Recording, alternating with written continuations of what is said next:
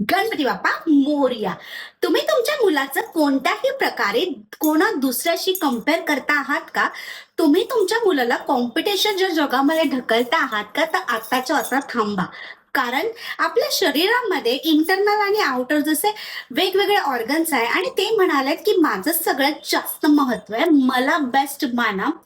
नाहीतर मी माझं काम करणं बंद करेल. समजा हृदय म्हणालं उद्या, मला सगळ्या ऑर्गन्समध्ये बेस्ट माना, नाहीतर मी काम करायचं बंद करतो. सो चालेल का? नाही ना. प्रत्येक अवयवाचं एक वेगळं युनिक महत्व आहे, एक युनिकनेस आणि प्रत्येकाचं कार्य वेगळं असलं, तरी एकाचं जरी काम थांबलं, तरी पूर्ण शरीर थांबू शकतं. अगदी तसंच देवाने प्रत्येकाला जन्म देताना एका युनिक क्वालिटीसह पाठवलं आहे.